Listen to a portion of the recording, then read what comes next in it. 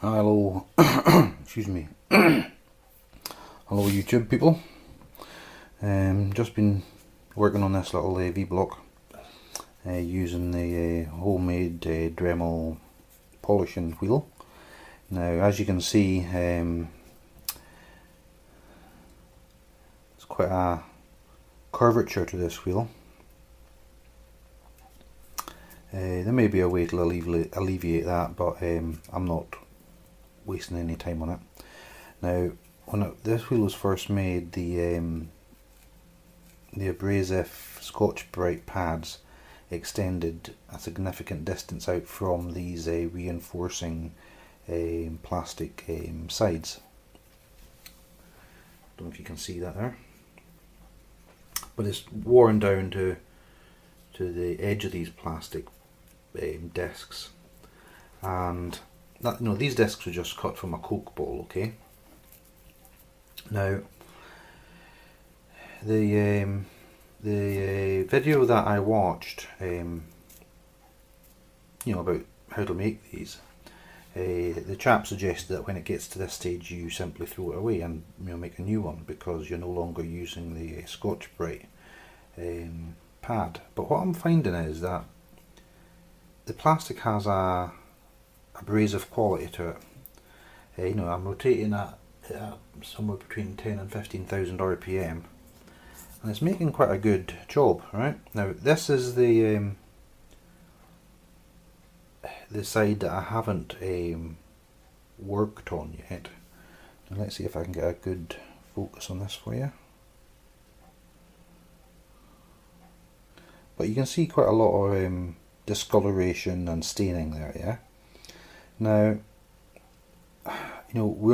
most machinists and model makers and clock makers, they hate this sort of staining. It really affects the overall appearance of their tools, equipment, and whatever they're making.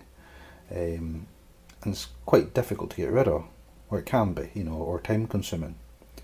Now, using this little wheel here, this is the other side. Now, yes, there's still staining apparent, some of that's maybe my fingerprints, but there's a much higher reflective sheen to that side than there was the other. I haven't done that side yet. It really sort of brings it up quite nice. You'll never get rid of it all completely, but now I was working on this side here a moment ago.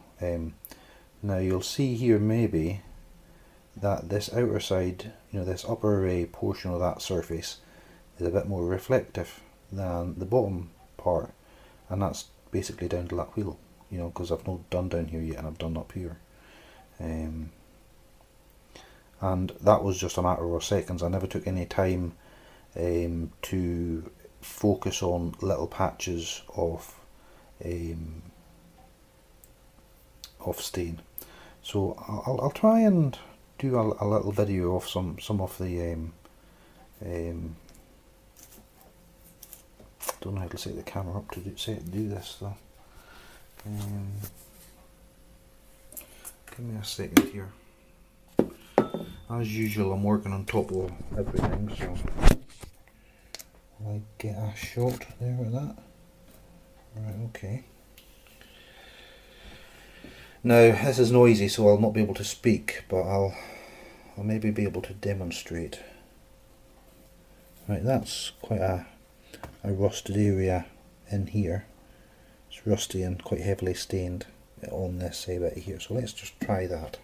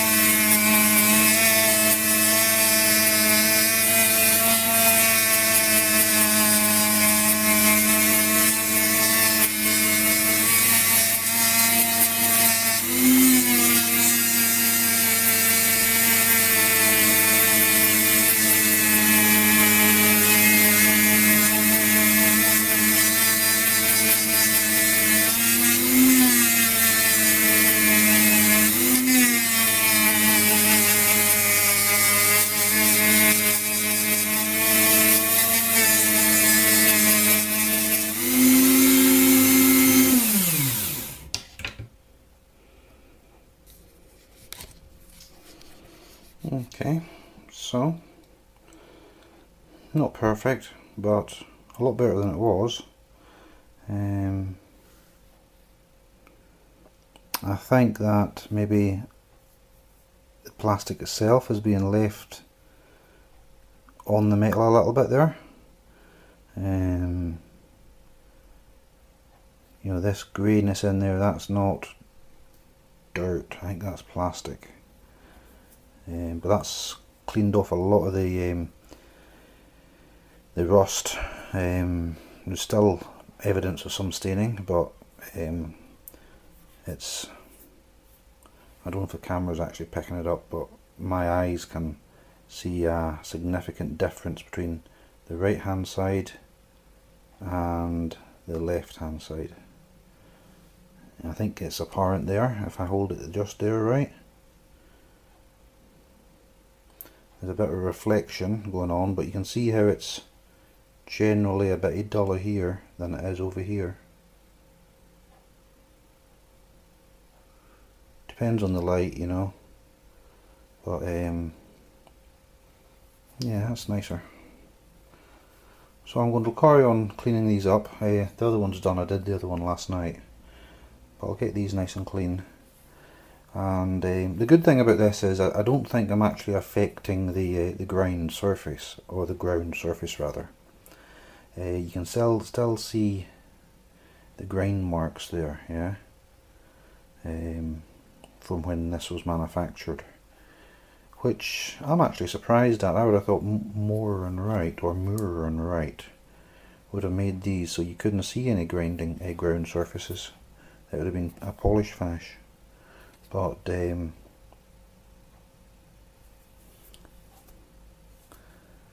know, for my purposes, this will be accurate enough. You know, I'm not working in a tool room. I'm working in a garage. Yeah.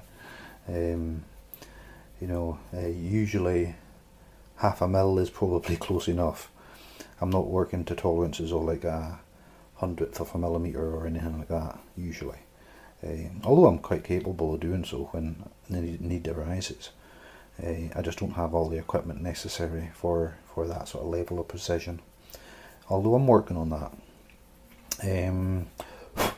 Yeah, well, that's about 10 minutes, folks. Sorry, not a very interesting video, but yeah. Now that I've got this, I'm hoping to crack on with getting the collar made for my shaft, and I might even do that today. I'll see how I feel. Yeah, I think it's time for a cup of tea and a sandwich. Bye for now.